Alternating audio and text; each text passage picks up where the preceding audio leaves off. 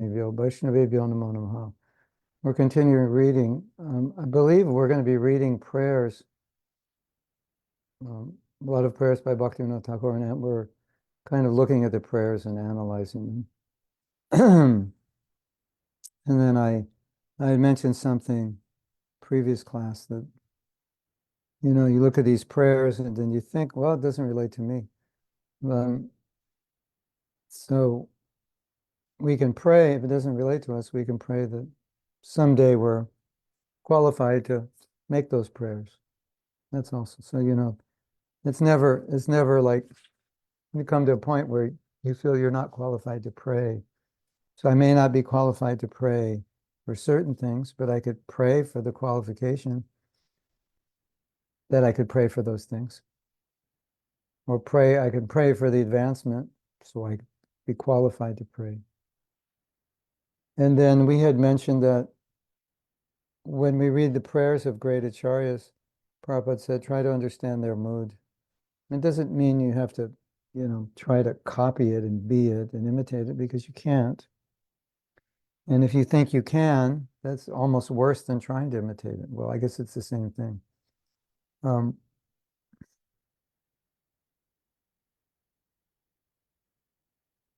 Prayer, and I had mentioned something, I don't know if everything I mentioned you actually pay attention to or remember, so I'm going to say this again, but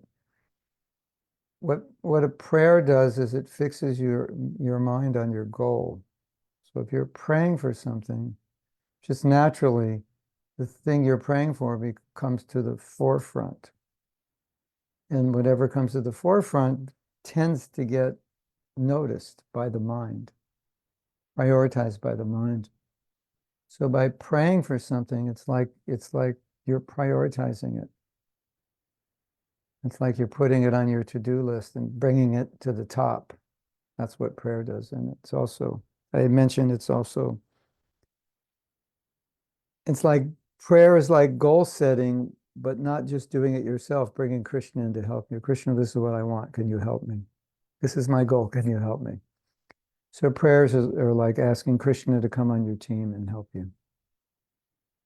So, that question that's asked often that we discussed is, why should I pray? Krishna already knows. Well, because it will focus you. It will prioritize. It will energize that goal. It will bring Krishna in as your partner. And additionally, we get purified just by praying to Krishna. It's the fourth process, bandhanam. Shravanam, kirtanam, Vishnu, smaranam, bandhanam. Okay, so it looks like I'm in Alachua. That's just a backdrop. I'm not. It kind of fools you, right, when I travel. And I thought you were traveling. Yeah, well, you must be at home. Well, just to prove it to you. Just to prove that I'm not at home. I will prove it to you. Okay, now you know. The truth is out, but this background is, I don't know, it's not that interesting, is it? There's a picture of Krishna, but all you can see is the bottom of his feet. Okay. So, Chaitanya Dasi, you want to put the next quote or prayer? We were, sure we haven't read this before, because we were on the prayer sheet. Does this look familiar to anyone, that we've read this before? Because what I remember, no, weren't we on prayers of Bhakti? No. Anyway, even if we read this, we can talk about it. We haven't. Okay. Anuradha has a better memory than I do. Well, but maybe after we read it, everyone will say, no, we read it. And I have a better memory than her. So we're going to test our memories, Anuradha. If anyone thinks we've read this before as we go through it, raise your hand. And anyway, we can always read the same thing over again. Yeah. Okay. So we haven't read this. In the Nrsimha Purana, Lord Nrsimhadev says, anyone who prays unto me and takes shelter from me becomes my ward, and I protect him always from all sorts of calamities. Well, you remember we were talking about we were talking about Lord Ram and how he said something similar. Of course, you know, then you look at this and say, protect from all sorts of calamities. Well, you say, but devotees have calamities. They get in accidents, they break bones, they get sick, they cut their finger. So, you want to see? Just proof. Devotees cut their fingers. Yeah.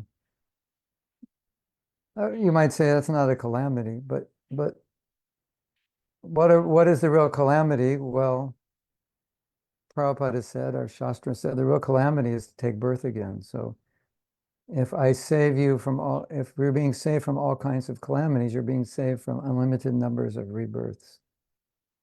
And so this is like the Sarvadharma Parityajya verse. Surrender and I'll protect you from all sins. So Krishna, it's not that Krishna won't protect us from material calamities, but we have material bodies which are subject to the laws of nature. So if you jump out of a window from the 10th story, even if you're a devotee, you're going to fall.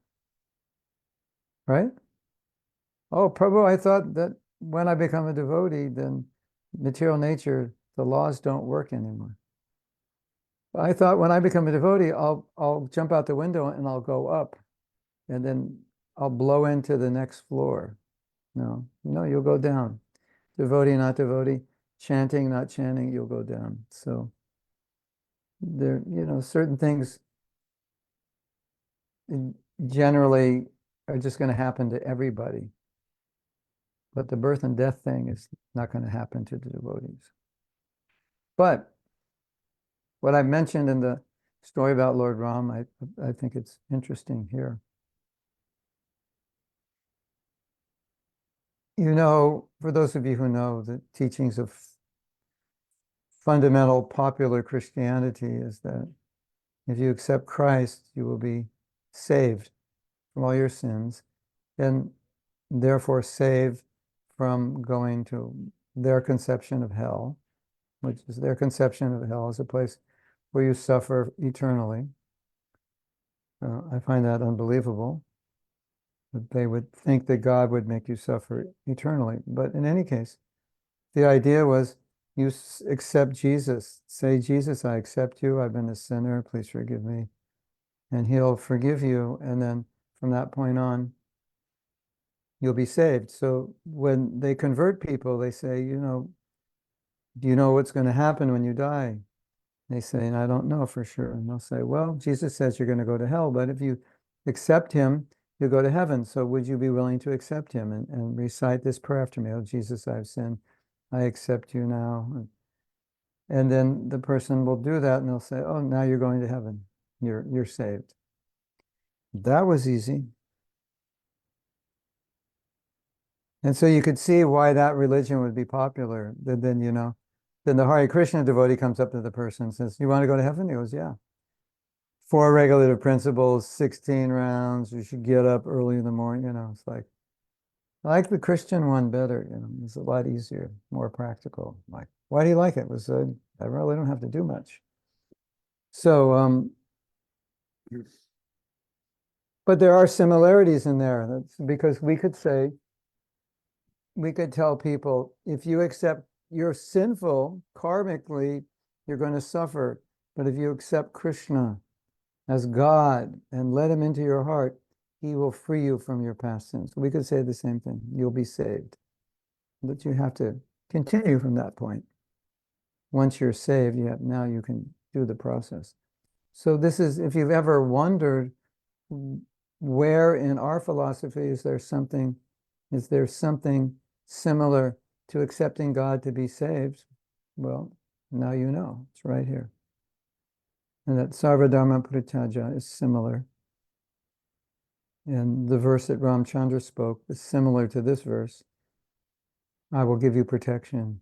You'll be saved from the greatest danger, taking birth again. Yeah.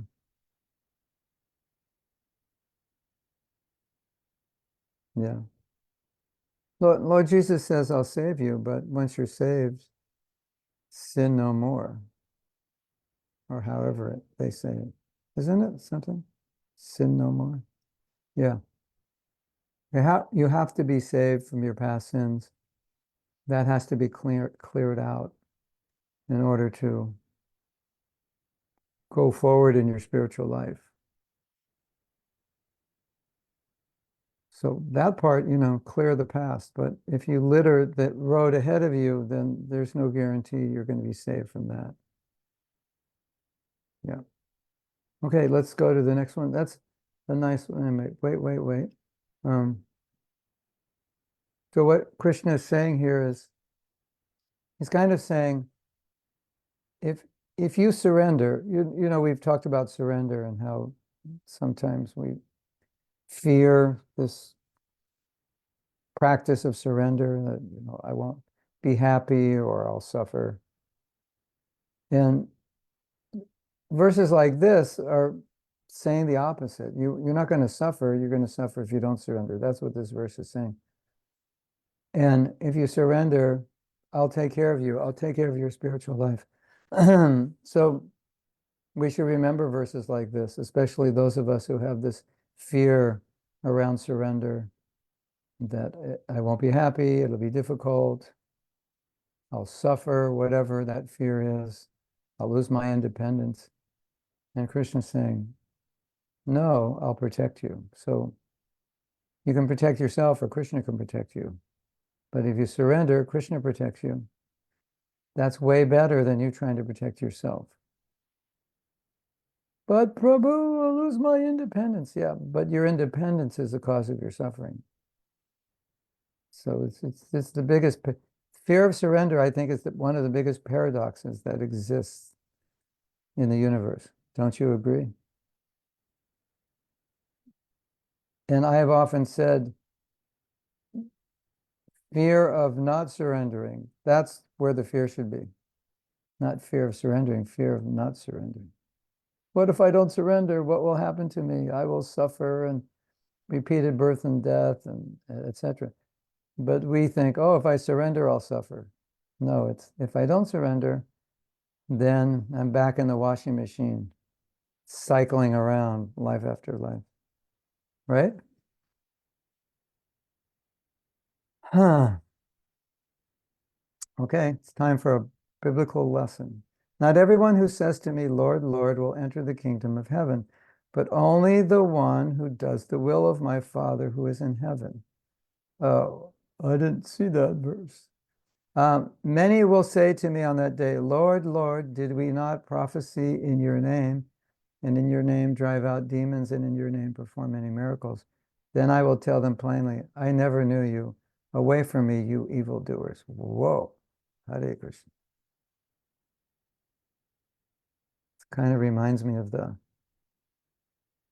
Bhaktivinoda Thakur said, many people are dressed in dhoti kurta, tilak, kuntimala, but they're not devotees. They just look like they are. Anyway, I don't want to depress or scare any of you. I'm not insinuating that any of you are not devotees, but it's always good to consider this.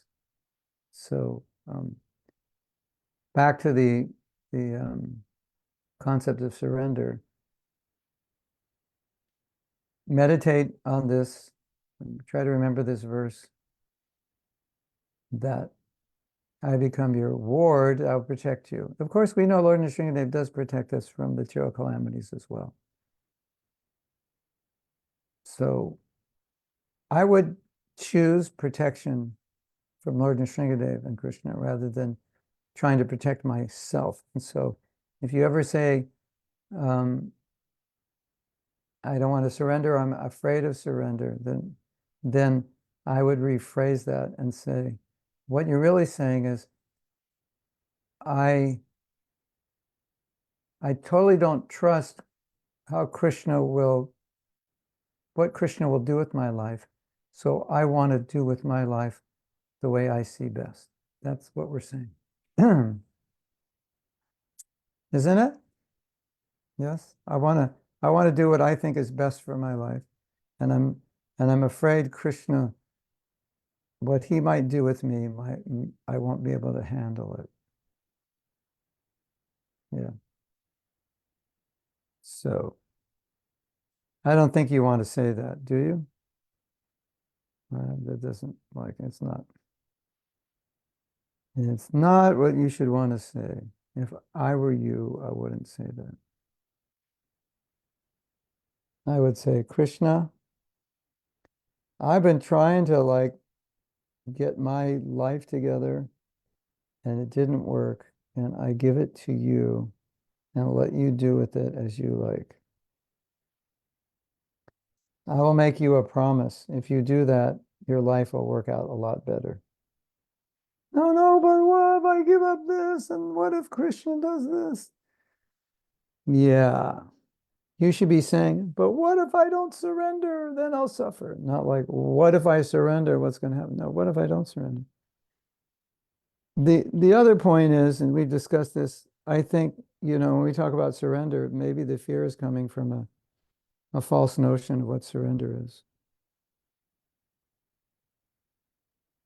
Surrender, here's a little mantra for you. We could make another t-shirt, Chaitanya Dasi. See if you like this t-shirt. Surrender is beautiful. How about that? And you also have the option of getting a tattoo and putting it somewhere where you can read it. Or when you do kirtan and raise your hands up, everyone will say, surrender is beautiful. Of course, if you're a real devotee, you'll put a lotus flower underneath it just to, the eternal branding of, anything Indian, right?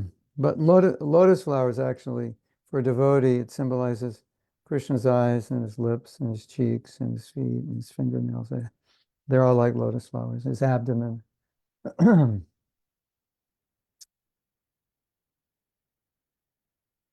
His toenails are like lotus because they're red, like lotus. And inside of his hands are like lotus because they're pink, like a lotus. So I think, I talk about this so much, don't I?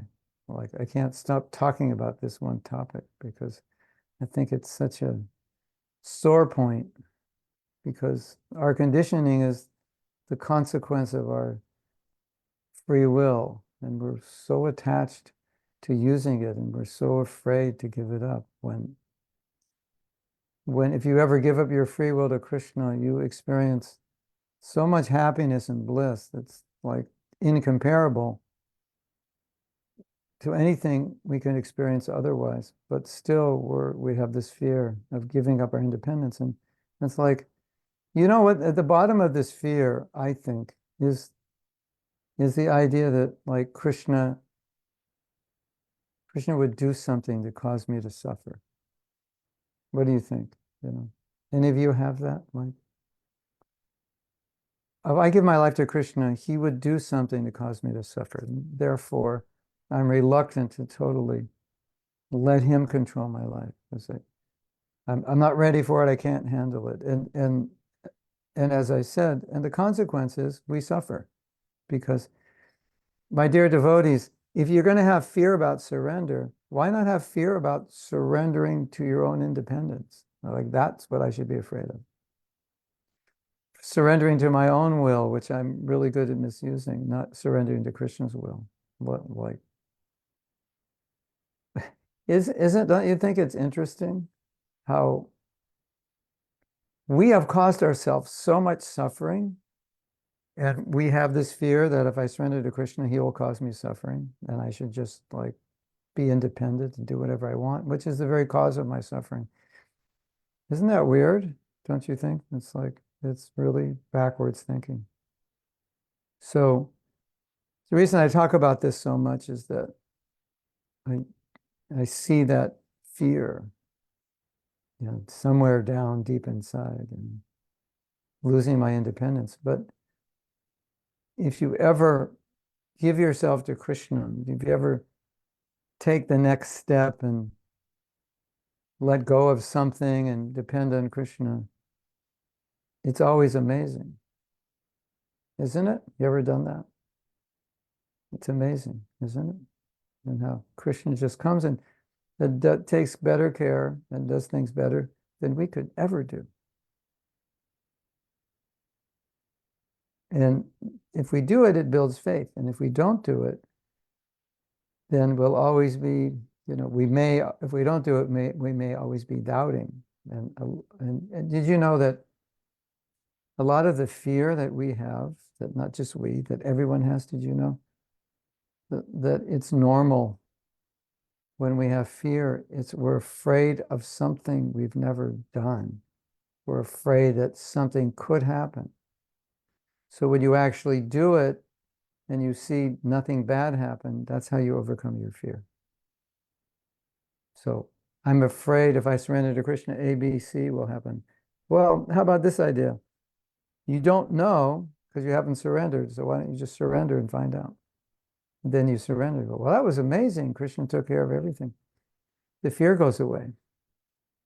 But if you remain mental and think, no, I can't, then you'll always believe that it's going to be bad.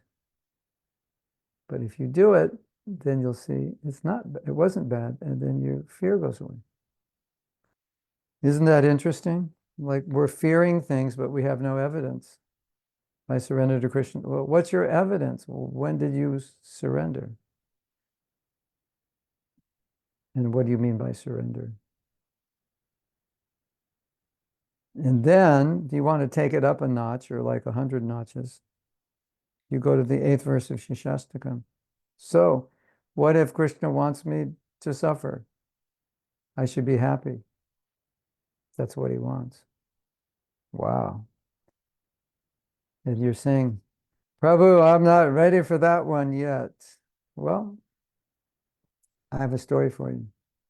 Would you like to hear it? It's really interesting. This is the history of ISKCON you wouldn't know about generally because it's not common knowledge, but I think I've told this story before once. There was a time, I don't know, maybe 1976 or 1975. There was a time when the media, our movement was spreading so rapidly that generally when a new religious movement spreads rapidly, it does create some, what's the word? I forget the word, but slack is a word. It creates resistance and it just creates problems because it's like this new religious movement and all the Christians are getting upset that our kids are becoming Hare Krishnas and it's taking over, like that. So there was a lot of propaganda in the media. And in those days, every American read the newspaper. And so if bad news about us was in the newspaper, every American would read it. Or if it's, in one city, if there's a bad article, that means everyone in the city has read a bad article about us. Okay, there was a lot of cult awareness. And so there's a lot of bad articles about us, and we were demonized. And so people who had no reason not to like us didn't like us because of what they were reading in the newspapers. And, people were making a lot of negative propaganda that was baseless. It was just, there was a big fear that this is a dangerous religious movement and it's brainwashing our children like that. So that was the common narrative. That's what people thought when they see devotees. Oh, you're this, you're that. So at that time, the main place we were distributing books was at airports. And so we would go to airports 6 days a week for 6, 7 hours a day, and there would be a number of us. So if you worked at the airport, you would see devotees all the time distributing books. And you would think this is a cult, it's dangerous, and they're getting money from people, giving it to their cult leader so he can drive his Rolls Royce and, all kinds of things, right? So in some airports, the workers became so upset with the devotees that they actually punched them, beat them up, or they would just harass them, yell at them, knock into them, um, tell people who bought the books that these books are useless, get the books back and then tear the books up and then give us the torn book. It was really difficult. Could you imagine, working in an office and somebody was like tearing the papers on your desk and knocking into you and telling you all kinds of obscene things? Well, that's what it was like. And so sometimes the devotees were out there distributing books. They actually couldn't do it. It was so hard because these people were harassing and they just like break down. I can't do this. Could you imagine having to go out that every day, being harassed by all these people who just, for no good reason other than what they read in the newspaper, hated you and thought you were the worst thing that ever happened, and they just, all they want to do is harass you. So the devotees are going out and distributing books and having to deal with this all day. And they come back in the evening and they're dancing in ecstasy at Sandhya Arti. Like, how does that happen? Like, that's like something that's weird. Like, could you imagine having a bad day at work, You're being harassed and you come back home and you're like dancing. Haribo! How was work today? Haribo! So I think that's a demonstration of, if it makes Krishna happy, I'll be happy. Because that seva was making Krishna happy. That's so dear to Krishna, that seva. And devotees would tolerate it. Sometimes they would get arrested. At certain points, the airports were, they didn't want devotees in the airport, so they were bringing cases to court to get rid of us, and temporarily, I think, in some places that we were not allowed to go to the airport, but we would still go, and then we get the security would say, you can't do this, and devotees would still do it, and they get arrested. And that was, I was arrested many times, not just at the airport and other places. So there's a kind of ecstasy in suffering for Krishna. It's like, I did this for Krishna. This was painful, it was difficult, but throughout that experience, there was a certain kind of ecstasy. So that's the eighth verse of Shishastakam, in the practical lives of devotees who've done many difficult things and suffered through it, but at the end of the day, we're ecstatic. So just remember that story when you think, I don't want to surrender, and I don't want to do that austerity, etc., whatever it is. And at the end of the day, I can guarantee you, if you think that way, you definitely won't be ecstatic. And you already know that, you have experience.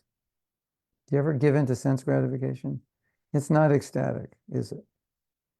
No, it's not. Yeah. Hare Krishna. Okay, so we're going to go to the next. So, blessed are those who are persecuted for righteousness, for theirs will be the kingdom of God. There it is. How did you ever get here back to Godhead? Oh, I went on Sankirtan. I got beaten up and yelled at and screamed at and spit at. Yeah.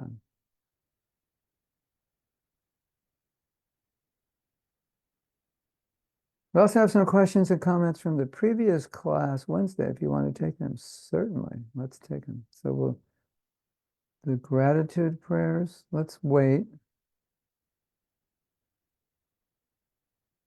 Let's wait to read this and we'll get the questions from the last class, which probably are very relatable to what I've been speaking.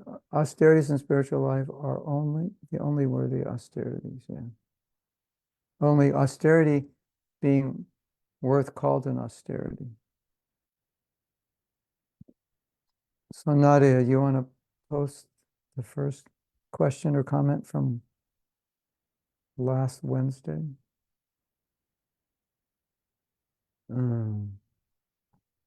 Okay, hold on everyone. Just now coming, traveling through the airwaves from Siberia to your local Zoom. We're just now waiting.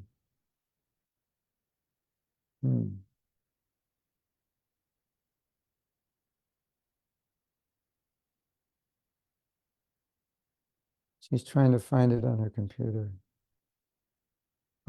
Our anxiety is increasing to see the next question. There it is, from Mathura. Sometimes the guru says something that might hurt the disciple. The disciple may have a hard time getting beyond this, seeing it coming from Krishna or believing it came from Krishna. Should the disciple reveal this disturbance, they can't get over to their guru. Yes, but not every guru is going to be sympathetic.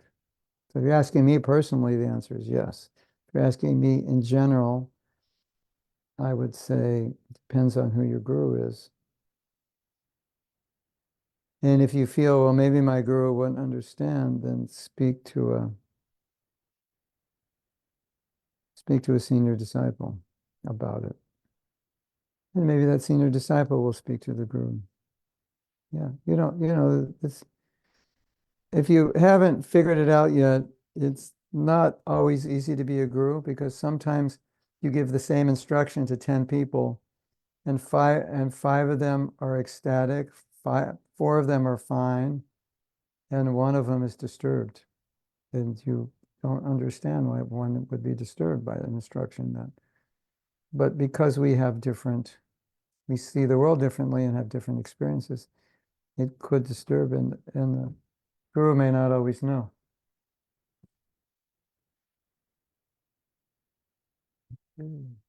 Yeah, I'll just put a drop. It's time for my dessert. Ginger and turmeric. Let us suffer together.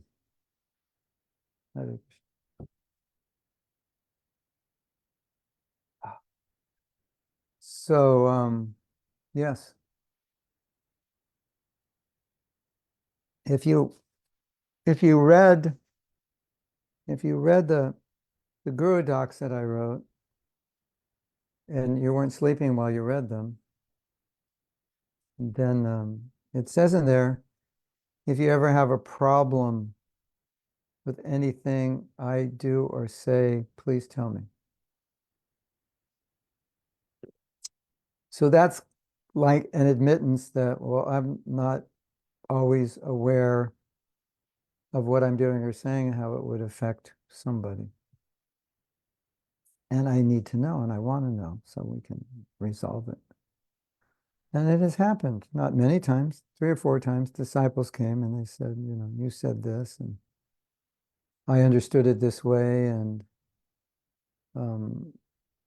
it's a problem for me. And then we discuss it. And sometimes I realize that was not the way to say it specifically to that person. Or sometimes they realize what they thought I meant, I didn't mean. So in some way we can resolve it. And,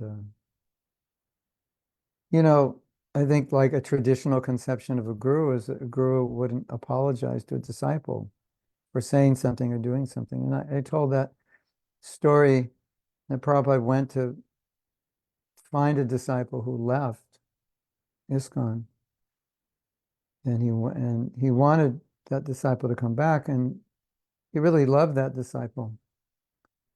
And Prabhupada said, "What did I do? What did I do to hurt you that caused you to leave?" So Prabhupada was apologizing. Like, wow. That's not your like typical concept of a guru, but that's humility. And then one time Prabhupada got upset at a devotee and then later apologized. He said, "I'm sorry. In my old age, I'm getting angry easily." So even the Jagat Guru is apologizing. Wow. What to speak of non-Jagat gurus, just ordinary gurus. But I can't say that every guru feels that way or feels that's proper. So I can't speak for others. But you know, you don't want to have an issue with a guru that causes you to leave ISKCON. You want to talk about it. If you can't talk about it, then some people might say, well, you know, you can take guidance from a Siksha guru. Maybe you find a Siksha guru who better understands you. Could be.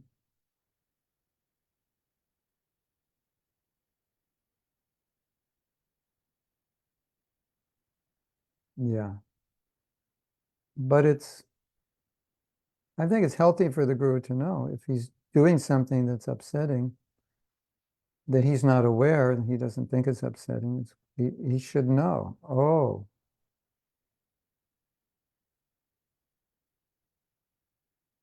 and then he can realize, oh, now I didn't know. Thank you for telling me.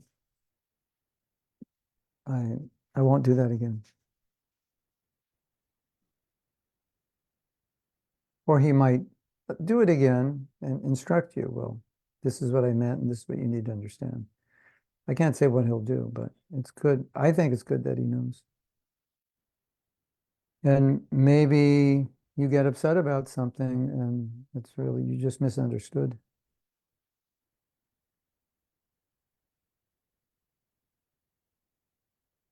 Yeah. Recently, someone found a poster and I was quoting Prabhupada. It said, "Don't blame the agent of your karma."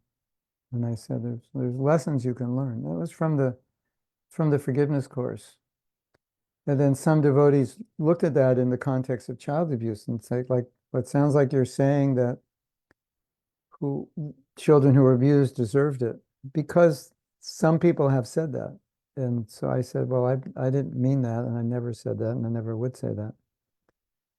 But it was misunderstood that way. So we've had some back and forth to try to understand, and it's been good.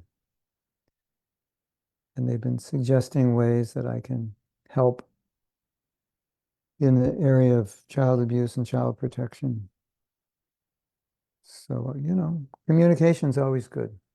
Some of the biggest problems we have come when we don't communicate, right? You ever had a problem from lack of communication? Yeah, it's quite common. And assumptions, we assume certain things. You know, you have a problem also, potentially. The guru is supposed to be heavy, right? And if the guru sometimes has to be heavy to shake the disciple up because the disciple needs it. But then in being heavy, he could hurt the disciple. So it's not an easy job, is it? It's like raising children. Can't be too lenient, but if you're too strict, you know, sometimes you need to be strict, and sometimes when you're as strict as you need to be, then it has a bad effect. So it's like having children.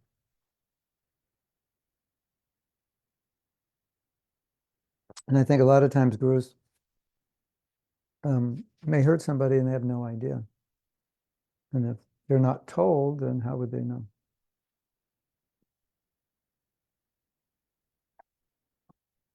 I know that there are disciples who have been hurt by their guru.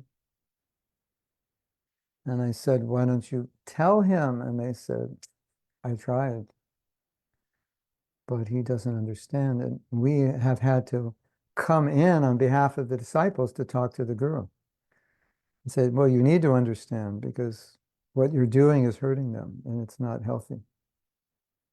It's actually, it's like, it's really interesting. This topic, Mat Torah, is really interesting, and I'll tell you why. There is something known as spiritual abuse. I don't know if you've heard of that, spiritual abuse. We've heard of verbal abuse, we've heard of psychological, when you shame somebody, make them feel guilty, gaslight them, make them feel stupid, make them lose their self-esteem, or what to speak of actually exploiting them, exploiting their surrender, what to speak of exploiting them sexually. So this is recognized in religious institutions. They're people in power can abuse their power and mistreat the people that they're supposed to be serving and maintaining. So we're having a discussion with some God brother about it. He said, this is an interesting topic, like what is spiritual abuse? He said, because if you read the Bhagavatam, there's so many verses which you could say, this verse is abusive, because it's telling you you're an idiot, basically. It's telling you you're an animal. It's telling you you're a fool, you have no intelligence. So, strictly speaking, that's guilt tripping, that's shaming, that's gaslighting. So you could say that. So there's an interesting fine line between words which would be considered abusive and words which are necessary to slash our ignorance. And then those same words may be received as abusive by some and not by others, as blessings by some and abusive by others. Although certain words, I think, would be considered abusive to everyone. So it's a fine line, isn't it? Because, Srila Bhaktisiddhanta said, the words of the guru are like a scalpel, it's like he's doing an operation. So he's like, his words have to get in there. So they're really sharp and then they get in there. Then he can pull out the Maya. And if the words are, if his knife is dull, then he can't cut. So it's an interesting question, isn't it? And, in what is spiritual abuse? How do you define it in a tradition where the guru is meant to be heavy and chastise? And Bhagavatam chastises often.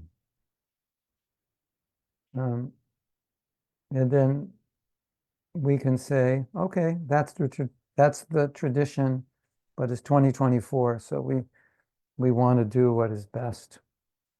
We don't want to just stick to a tradition and have everybody leave ISKCON because the guru is so heavy. After every class, everybody's crying and they never come back again. So we don't want to do that. Maybe we want them to cry and dance in ecstasy at the same time. Maybe both, but not just cry. Yeah. What's also interesting about this question, and I don't think this generally comes up, but let's say you're looking for a guru and you're like a very sensitive person and you can see your guru is not like, he doesn't understand your sensitivity, or he's very, I don't want to say not sensitive, but maybe say he doesn't feel that your kind of sensitivity is valid or worth catering to or whatever. That could be difficult for you. But some gurus are a little harder than others, and some people like gurus who are hard and say, I want a guru who's hard, tough, and just smash the Maya out of me with his words, and take the scalpel and just cut it out. Guru Maharaj, let me have it. Just give it to me, tear me down, shred me to a pulp, you know. Some people like that. That's fine. I'm not saying there's anything wrong with them. But if you're not like that and your guru is a shredder and a beater to the pulp, that could be a difficulty for you. Just like if your guru is, soft as honey, I mean, sweet and soft, maybe that's not good for you because you need someone to like beat you up. So something to consider. Now, after saying this, none of you will ever want to ever in your imagine even becoming guru. You're like, I never want to do that. It sounds like it's really difficult. And I'm, every Vyas Puja, I tell you, like, you have to become guru. And now I've just like destroyed the effectiveness of my future Vyas Puja talks by telling you how hard it is. But you already know it's hard. But anyway, it's we're all learning, the guru is learning, the disciples learning as we go, sometimes it takes time for the guru to understand the disciple to understand the guru. Um, so we were talking in the last class about sattva. So Talia is saying, how's it possible to be in sattva guna every time? She's from Mexico. She means all the time. Todo el tiempo, all the time.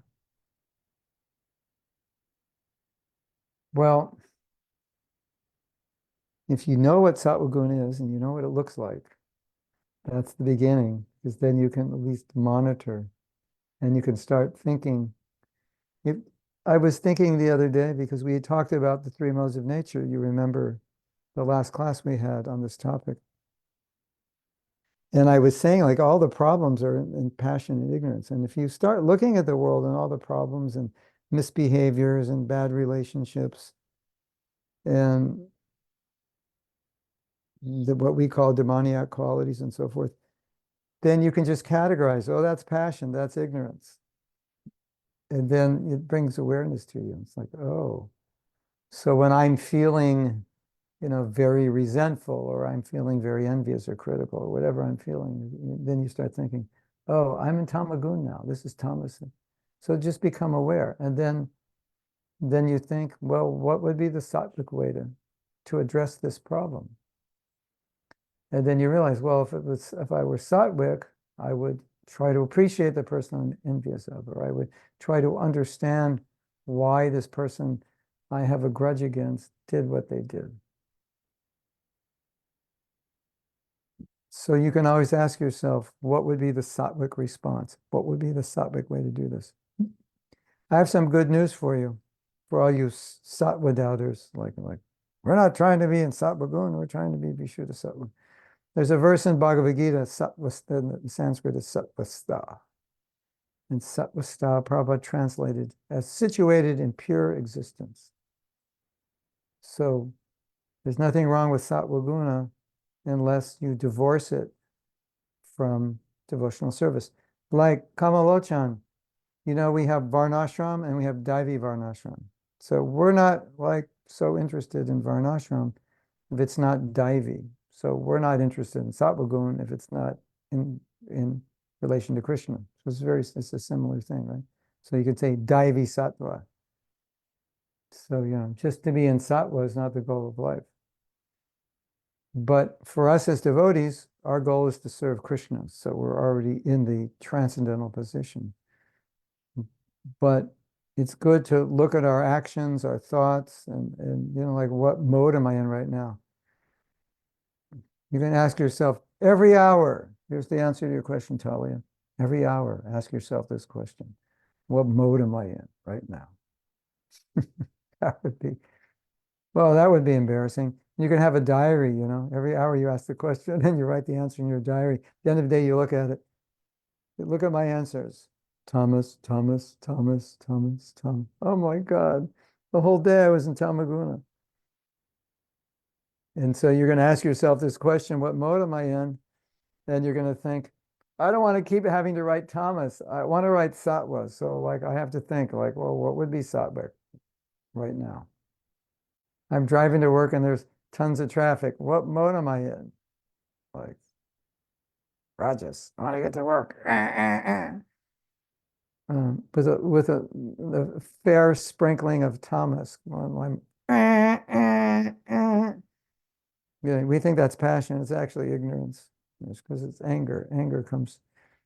Anger's, and then you'll say, well, how do I know exactly what mode I is? Well, what mode I'm in, well, that's good. Now you have to study the Bhagavatam to figure it out. Study the Gita. So you really understand the modes. I think this is what I was thinking this weekend. I was thinking, yeah, we should really be familiar with the modes of nature so we can always self-reflect. You know, why don't you do this? Oh, it's another t-shirt. I don't know if it's a good one, Chaitanya, but what mode are you in right now? So now after this class, the next time you see a devotee, you're going to say, Prabhu, Mataji, what mode are you in right now? And they'll be like, that's offensive. And I say, no, no, no. I'm just like, it's a reflection. We just like reflect. Like, what mode are you in? And then if you really want to bother your spouse when they get angry, you can say, what mode are you in right now, honey? I'm in the mode of screaming at you right now. That's what mode I'm in. Yeah. Um, so, okay. So I'm reflecting on the modes I'm in. I have to understand what they are. And then a lot of times these questions that you ask, like this question Tully's asking, my answer is you have to answer that question for yourself. How is it possibly that's the question you have to ask yourself. How is it possibly in sattva all the time? Well, you answer that, not me.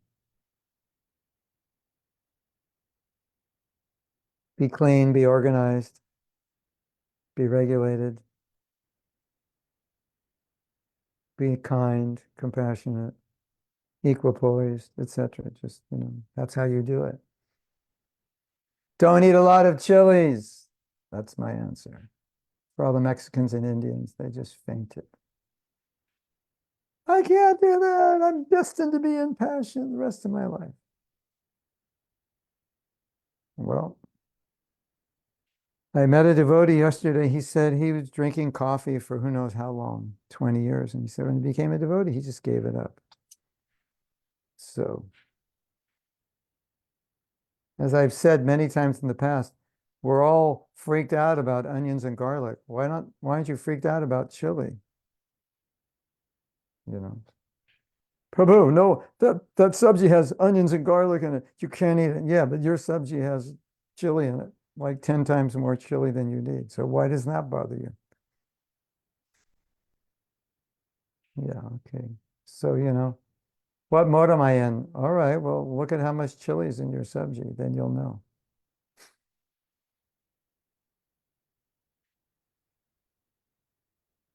How much ghee is in how much oil is in your deep fried sabjis? Yeah. We'll have a meter, You put a little meter in there to see how much oil is in there, and then we'll say Sattva Rajas Tamas. We'll create a new device. You put it in your sabji to tell you what mode it's in. So, I think that's one of the most insightful things I've ever said in my life. You're all upset about onions and garlic. Why not chili? It's right there in the Gita, food in the mode of passion. And I think this example is really good because it just indicates how sometimes something is passionate and we're so used to it as part of our culture, we don't even notice it, right? It's so normal. Yeah, because we're normally in passion or ignorance, so we don't notice it. That's the problem. It's hard to notice the mode you're in if you're always in it. We need one of our scientist devotees to develop the mode meter. So you just go up to someone, you put this meter to their heart, it tells you what mode they're in. Oh my God, Prabhu, you're in the Kanishta part of Tamagun. This is serious, At least be an Uttama Tamaguni. We got to look at your life. Like, what are you doing? So that's my answer, Talia. You should know your modes, know what the symptoms are. So we have a comment from Nadia, and she's saying, I'm the first person who explained to me this verse in which Krishna says, everything is done by the modes of nature. I was saying in the class, you know, everything's done by the modes of nature, but you decided to go in the modes that everything's being done by. It's like, you go and walk inside of, if you walk inside a walk-in cooler, the walk-in cooler will make you cold. Then you don't have much to say about it, but you did have something to say about walking into the cooler. But once you walk in, it's like you're going to get cold, right? So if you walk into the modes, you make a decision, then the modes spin you around like, well, now I'm helpless. Well, you weren't helpless when it's like you jump in the ocean and the big waves. Well, you jumped in the ocean, but now you're helpless. You're getting knocked around. Okay. Took her 8 years to figure it out. Where my will and actions are, if everything is controlled by the modes. No one can answer this question. It resulted in depression, unwillingness to work on myself or to do anything at all in life. But then you explained it so clearly that I finally became so much happier. I spent so many years saying, it's not me, it's just the modes. Wow, the devil made me do it. So what's the use in trying? And no one could even tell me that there is actually me and I actually have a free will, at least to choose the modes of nature. What to speak of transcendental nature? I don't know how I missed it. While reading the Gita, and why no other devotee was able to explain it in such a simple way. Yeah. I don't know either, but it's that devil made me do it idea. I didn't kill him. It was the gun who killed him. It's like the same thing. Okay, well, since it was the gun and not you, then you don't have to go to jail.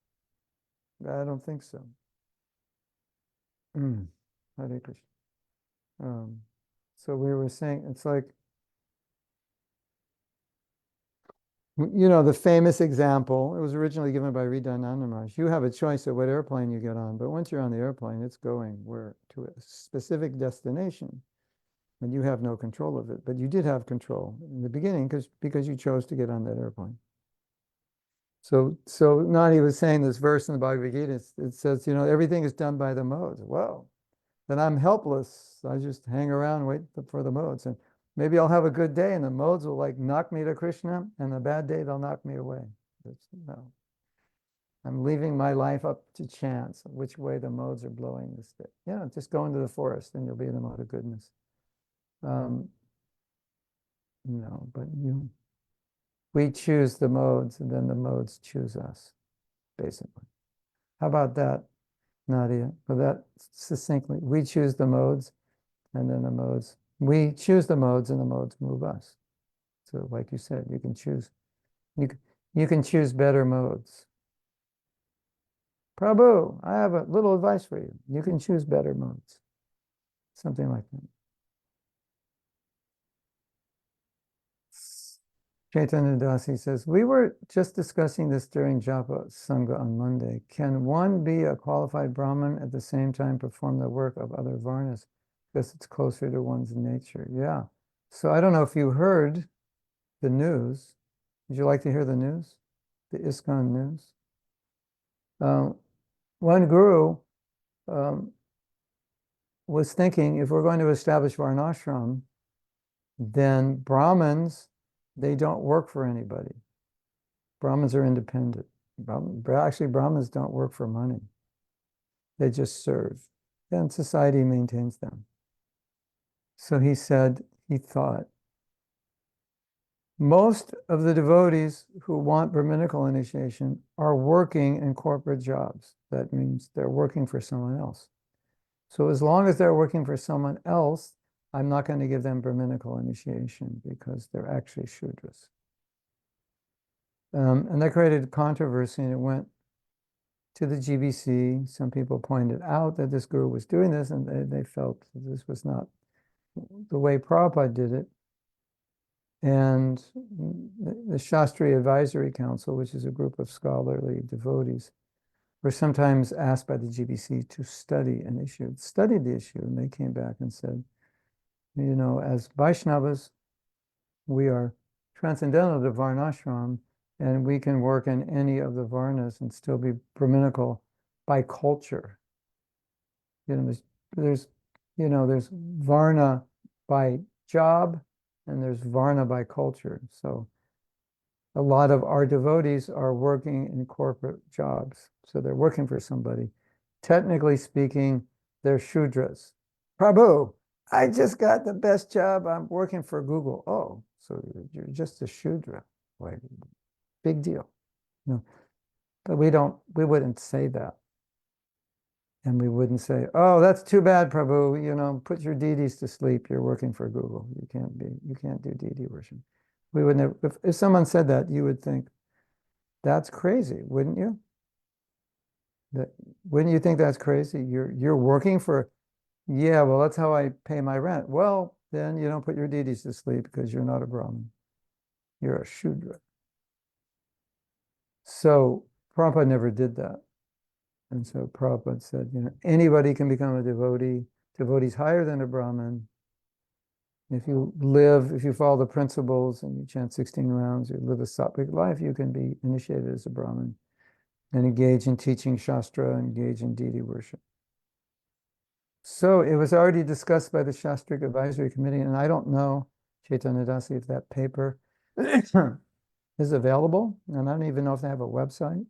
It's called the Shastric Advisory Committee or Council, SAC. Maybe they have a website, maybe they post their papers, so if you're interested, you could look.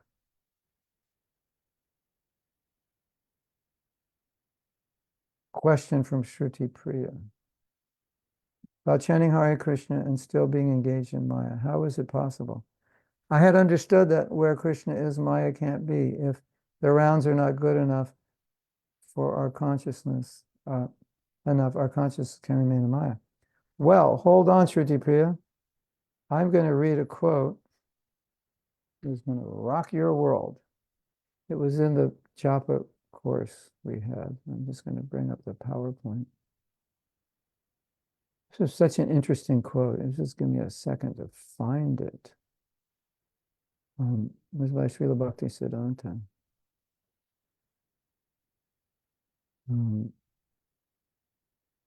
Well, I don't know if I can find it that easily, actually, but I'm going to try. It's worth waiting for. It was quite a shocking quote, as I remember it. I just have to go through the slides and look for his name, and then I can read that quote if we're lucky. Anyway, while I'm looking, I'll tell you what he was saying. He was saying that if you're chanting with material motives, you're not actually chanting Hare Krishna. If you're this is what he said, yeah. He said, if you're chanting with material motives, then Krishna is not the object of your japa. Wow. Any of you remember that from the course? If you're chanting with the material motives, Krishna is not the object of your japa. What's the object? Your material motive is the object of your japa. So now you're chanting japa, but Krishna is not the object of your japa. Well, that's interesting, isn't it? How could Krishna not be the object of my japa? All right, well, Prabhuji, what are you thinking about right now while you're chanting? How much money I don't have? How many bills I have? How Krishna is really wealthy and he could give me all the money I need? And I'm thinking about that. All right, well, you were thinking about Krishna, but not exactly in the right way. So you're really thinking about money. So are you chanting Hare Krishna? We just did 2 small japa workshops in 2 different centers this past weekend.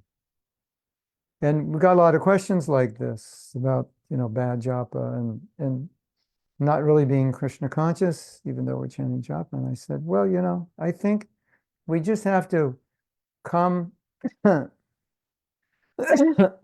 admit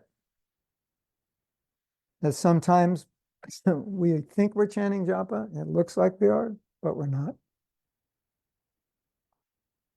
Looks like japa, sounds like japa, smells like japa, tastes like japa. Nah, it's not. And how do I know it's not? Because you answered the question yourself. I'm chanting Hare Krishna and I'm still in Maya. No, it's not possible if you're chanting Hare Krishna to be in Maya.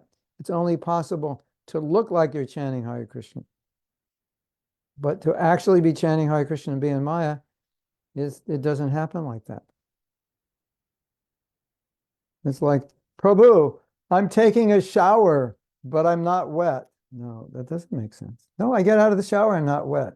You sure you took a shower? Yeah, I was in the shower. No, something's wrong. You take a shower, you have to be wet.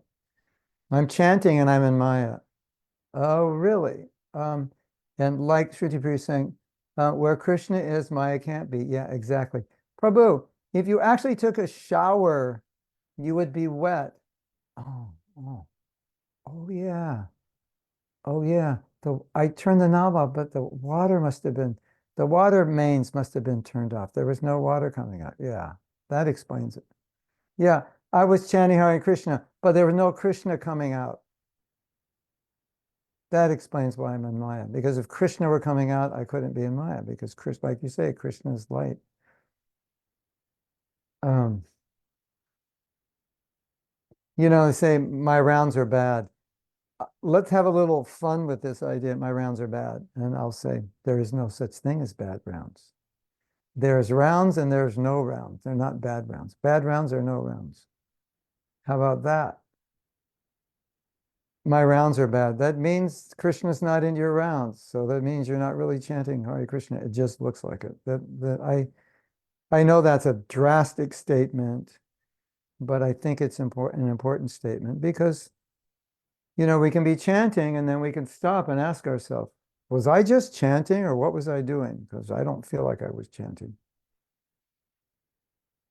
And, and if I don't feel like I was chanting, if I'm not inspired or feeling purified, somewhat uplifted and so forth, there's a good chance I wasn't chanting. It just looked like it.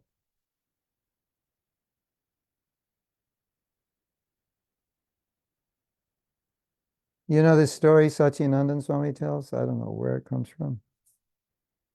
It says a man came to a home to visit another man, and the man's daughter-in-law opened the door, and the man said, "Can I see the father?" And the daughter-in-law said, "Well, right now he's repairing his shoes. He's busy. Can you come back later?" And he wasn't repairing his shoes. He was chanting japa in the temple. So the man came back later, and then the man who was supposedly doing puja, his wife answered the door, and the guy said, "Is your husband finished repairing his shoes? I want to talk to him." His wife said, "Who told you he was repairing his shoes?"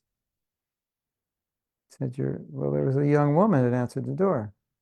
And so the mother-in-law, in the true form of a mother-in-law, started chastising the daughter-in-law. I said, "Why did you tell him he was repairing his shoes? He wasn't repairing his shoes. He was chanting japa."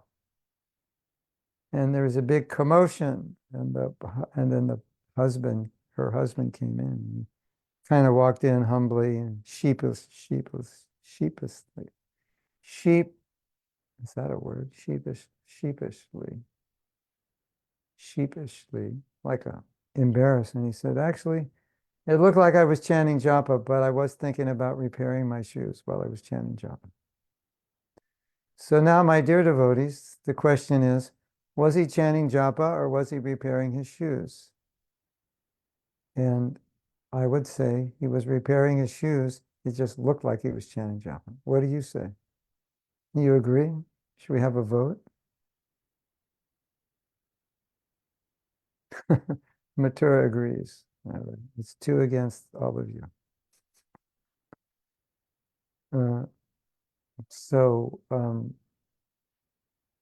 I'm chanting japa and I'm thinking about something that has nothing to do with Krishna.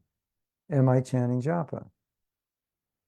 I think, technically speaking, you could say yes, But practically speaking, we would have to say no, because there's no real benefit. Well, you say, well, at least I wasn't on Instagram watching stupid videos. Okay. That's, of course, like saying, well, at least I didn't drown in the ocean. But yeah, but you're not going anywhere. You're not getting to land. So I think that's important to understand. Question from Priyanka.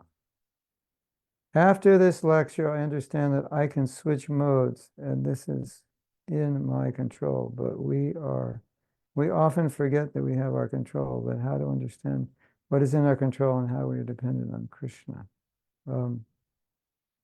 Your will to be Krishna conscious is under your control.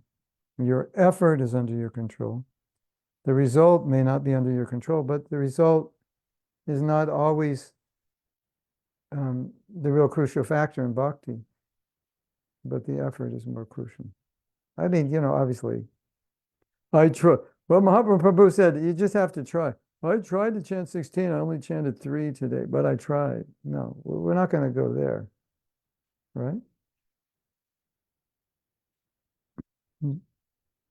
But there's obviously certain things you can't control. You get, a big bag of books, go out in the street to distribute them, So you can't control. You can try. You can pray to Krishna. Krishna can send people. But you,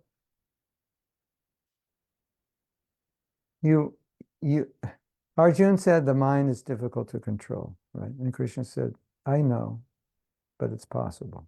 So I think you kind of have to see a lot of what we're trying to control is difficult to control, but possible. So it's difficult to control my mind, my desires, my eyes, my ears, my tongue, sense of touch. All these things are difficult to control. We can acknowledge that. Yeah, it is difficult. But Krishna says you can do it by practice. So that's how we have to think. All right. You can't always control what you dream about at night, but you can control what you think about during the day, what you do, which will probably affect what you dream about, right? So Krishna's not going to hold you responsible for something you can't control.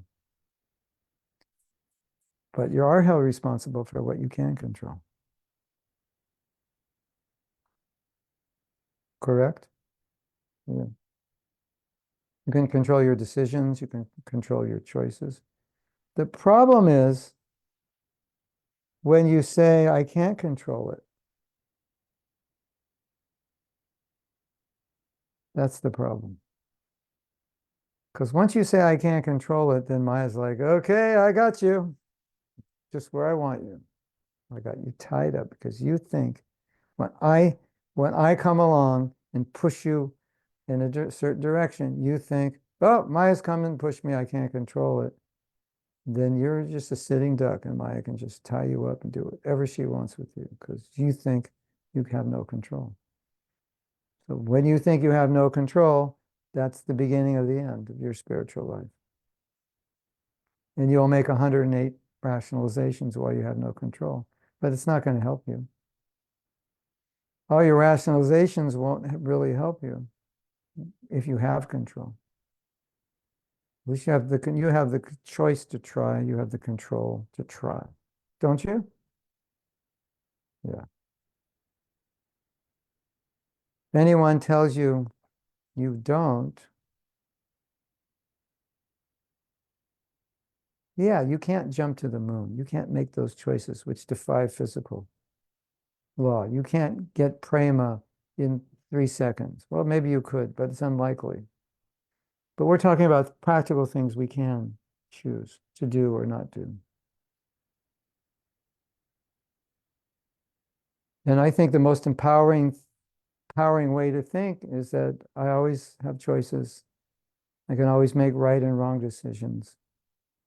And then you'll take full responsibility for all your choices. Is that okay? Okay, we have an interesting question from Kamalochan. Kind of a cultural, it has a cultural component to it. Traditional conception that Guru is always right is quite prevalent in India. Many a times devotees are happy keeping it that way. It's quite infectious. Every chastising from Guru is accepted as blessing. Yeah. That's general, that is the proper way to do it, um, except if the chastising that the Guru is doing is destructive for the disciple. The idea of a Guru chastising is to help the disciple. So if the Guru's chastising is destroying the disciple, then the Guru should patch it up and say, it's okay, don't worry about it. I was just in a bad mood or whatever, it's okay, just keep going. I appreciate what you're doing. The Guru will patch it up. As I said, Prabhupada patched it up when he saw that. Many times Prabhupada chastised somebody, and that really was hard for that devotee, and Prabhupada patched it up. What we're talking about is when his Guru's chastisement is beyond what you would consider healthy, when it's actually materially unhealthy. So it starts to become psychologically destructive to a devotee. Then if the Guru is psychologically destroying everybody and people are saying, you just have to accept it, but the result of that is people leave. I'm just speaking from experience. I'm not making this up. I'm actually dealing with this right now within our movement with one of our leaders who has lost many, many disciples and is going to continue losing disciples because they're not being properly spiritually chastised or being abused. So, there's a line between chastisement and abuse. And when it becomes abuse, then it starts to become psychologically destructive. And the disciples leave because they've fallen apart and they can't take it. And as I was saying, if Prabhupada ever did something, which he never did anything which was abusive, but if he said anything that was too heavy for a disciple to take, then he would put some oil on it, massage it in, and relieve the pain. Because the whole point is chastisement is meant to help you, and if it doesn't help you, then you have to polish it up and shine it up again. So this also, the conception of Guru that we have in India and the conception of Guru we have in America or Western countries is a little different. And from what I see is that Western cultures they don't give respect to authority if the authority doesn't deserve it. Like like you're the king. Okay, the king should be honored like God. The Guru should be honored like God. The teacher should be honored like God. The parents should be honored like God. So that's fine. In the West, well, even maybe that's not so fine in the West for everybody. But in general, we like to respect people. And, we understand. We respect judges and political leaders to some degree. But when those people don't act properly, they lose respect. Whereas in Indian culture, more respect is going to the position than the person. Am I correct, Kamalochan? Like you're respecting the post. And then the person, yeah. Yes, Manoj, you're So right. in West, it's like there is respect for the post, but there's also, you can't respect the post if the person in the post is not respectable. You won't, if the person is respectable, you'll respect the post. This is our ambassador, we respect him. But if he's got 10 girlfriends and he's taking drugs, that we're not going to respect him just because he's the ambassador. Which I think is healthy in Kali Yuga, since that those kinds of deviations may be common. So It's like, okay, once you become the guru, you're infallible, so you can do anything. That's dangerous. So, my take on this whole thing was that system, it's actually perfect because in a culture where all the authorities and superiors are perfect, it works perfectly. So if we want to give utmost respect to the king, the parents, the teacher, the guru, then the king, the parents, the teacher, and guru have to be worthy of respect. Otherwise, the system falls apart. And that's the weakness of the system now, that people who are not qualified still get respect, right? You just get yourself a dhoti and a kurta, grow out your beard, put on a turban, and, get on YouTube and start blabbing, and you'll be respected because you're a guru. Because gurus should be respected like God. Never mind what you do when you're off your YouTube pedestal. So the Americans, the Westerners, they don't think like that. And if you think like that in India, then you empower people to cheat you, and you put them on a pedestal, and then they get more Shakti to cheat. I mean, we know that as devotees, because we know who's a bona fide guru and who isn't. So I think it's really empowering for a leader or superior to not be honored unless they're worthy of it, because it forces them to be exemplary, and they can't just get the power because of the office without being exemplary. They have to do both. So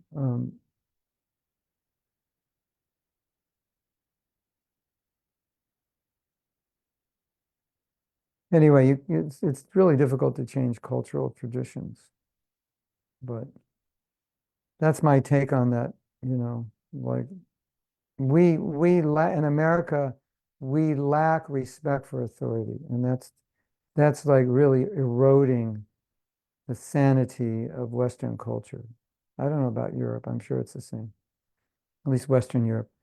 We don't have respect for authority as much as we should. And so tradition and authority is like, people protest against it. We don't like it. We don't like this tradition. We're always changing, always want something new. And usually they're changing for the worst, sometimes for the better. So sometimes, they're protesting a Tamasic tradition. That's okay. But sometimes they're trying to disintegrate foundational traditions of society. Like, we're sick of this. And so the family unit is being torn apart now because of that in many, many cases. So, that's the downside of that you just don't respect anybody or anything.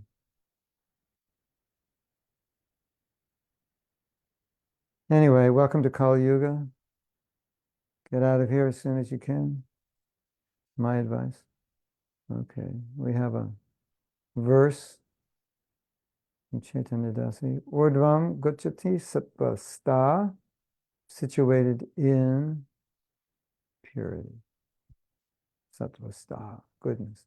Madhyam tishtanti rajasa, jaghanya gunavritti sta, adho gachanti tamasa. Those situated in the mode of goodness go upward to higher planets. Those in the mode of passion live on the earthly planets. Those in the abominable modes of ignorance go down to the hellish worlds. Take your pick, ladies and gentlemen. Choose your mode. At least you are forewarned now, according to the mode you choose. I would choose transcendence if I were you. We have an anonymous. If the disciple says, when you speak this, it hurts me, or I'm sensitive to this, won't it be bad for the relationship? Like the girl have to walk on eggshells? It could be. In other words, if the person who says that is hypersensitive, then it's not fair to the guru. But if the person who says that is not hypersensitive, then it's bad for the relationship if it's not discussed with the guru, because it'll keep happening. And that disciple will not be the only one who gets upset. So, if you're a hypersensitive person, that has, you're a fragile person, you've been broken in your life, you don't trust anybody, you've been let down, exploited. Yeah, well, then you may want to think, well, maybe that's why these words are hurting me, because I'm just fragile, especially if nobody else is hurt by it. But if you're not fragile, and a lot of people are being hurt by it, then I think it's good to discuss it, at least with somebody. If you can't discuss it with him, discuss it with some other senior, because maybe they can talk to him. Is that all right, Anonymous? If you have more question about that, you can ask. So Sydney says, thank you for willing to be a guru. Appreciate all you're doing. I'm very much still a child. I'm learning. Yeah, I mean, the whole guru thing is not easy. Oh, there's the paper, Chaitanya. If you want to see the paper on Brahma Gayatri, should it not be given to those who are working for someone else? You can read the paper there. Basically, the paper says that's not the way Prabhupada did it. We're transcendental. Kamalochan says, Nama is apakritya, Chaitanya rasa. Within the name, there is not the scent of mundane consciousness. Nama cannot be accepted with material senses. Jivadharma, yeah. So, in our japa workshops, we talked about those quotes where you could chant 100 rounds a day, and what would happen to you? I go back to Godhead. No, not if it's Nama Parad. What would happen to you? Nothing, other than you wasted, whatever, 10, 12 hours or something. From Ray. Ray says, 6 hours ago, I started watching the burial ceremony of His Holiness Gopal Krishna Goswami. At first, I didn't know what to do. I felt devastated, so I started chanting rounds. And little by little, the story diminished. But it took me 3 hours to finish 16 rounds because the images, the video, the chants frequently paralyzed me. His Holiness Gopal Krishna Goswami was an admirable being because he had courage to bring the teachings of Krishna to a Muslim country where other religions are almost prohibited. He carries Krishna teaching with the danger of losing his life in body in this life. So a very specific question arises for me. In a situation where our emotional stability collapses, how should we pray? How should we control the impulse to cry? In this situation, you should collapse and cry because it's a collapsing event. I think in other words, it's like there's certain emotions we shouldn't want to prevent from surfacing, and losing a Vaishnava it's very devastating, and so you should cry, and you should pray. I don't think we should pray for Maharajas like, we pray that he'll go to Krishna. That's like we already know he will. We already know he's there, But we pray that, I think what's happening with his loss is the realization that we don't want to admit that the next 10 years are going to lose most of the Prabhupada disciples. And, you can just imagine when you get the news that so-and-so has left his body, it's devastating. The great devotees that are pillars of our movement that we so much depend on and listen to and take for granted and are doing so much service. That's devastating in and of itself, isn't it? Like, who's next? What great devotee is going to leave that we're going to lose their association, and gradually it's going to be all of them, and you're going to be left without any Prabhupada disciples. Then what? Or even if there are Prabhupada disciples, we're going to be left without many of the stalwarts, the pillars. When you look at ISKCON, you go, well, here's Giriraj Swami, here's Burijan Prabhu, here's Jai Thakur Maharaj, here's Radhanath. This is all like people that have done so much. And it's like, what's this going to be like when they're gone? It's like, whoa. And it's devastating. And what should you do? Cry, roll on the ground, bang your head. That we don't want to, we don't want to try to control those impulses because those impulses are out of love for the devotees that we're feeling them. Yes? But don't control impulses that are transcendental.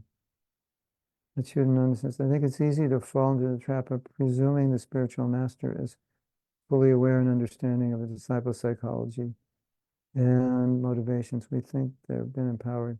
Yeah. They may not know everything, and if they don't, you may have to tell them something so they know. Okay. Hare Krishna. Welcome, Gauramani. The show is all yours.